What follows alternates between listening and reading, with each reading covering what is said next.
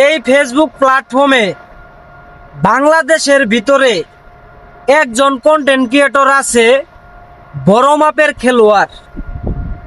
সেই ব্যক্তিটি আর কেউ নয়, শেরপুরের থরসব বিল্লাল ভাই।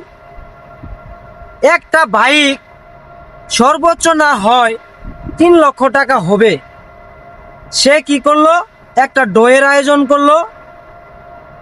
আপনার প্রতি লটারি 100 টাকা, ধরেন 4 থেকে 5 লক্ষ মানুষ 100 টাকা করে লটারি কিনলো, কত টাকা হলো? ওনার মতো ব্রেনি লুক, ওনার মতো খেলোয়াড় বা ফেসবুকের টাকা কিভাবে আসবো উনি একমাত্র ভালোভাবে জানে। আপনারা বিষয়টা খেয়াল করে দেখেন, উনি যে চাইল্ডে চাললো, উনি যে ইনকামগুলা করে নিল ফলোয়ারদের কাছ থেকে, 100 টাকা করে যদি 4-5 লক্ষ মানুষ লটারি কিনে ডয়ের আয়োজন করে একটা বাইকের আশায়, তাহলে উনার এমনিতেও কিন্তু বিকাশে কিংবা নগদে যে টাকাগুলো আসলো সেটা তো উনারই।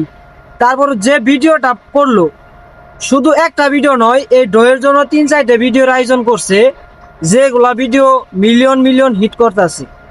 আপনারা হিসাব করেন, থটস অফ বিল্লাল ভাইয়ের মাথার আগে আপনারা কন্টেন্ট ক্রিয়েটর কিছুই না। একটা বিষয় হিসাব করবেন, থটস অফ বিল্লাল ভাই বাংলাদেশের ভিতরে 1 নম্বর কন্টেন্ট ক্রিয়েটর, যেখানে ওর সাথে খেলার মতো আর কেউ নয়।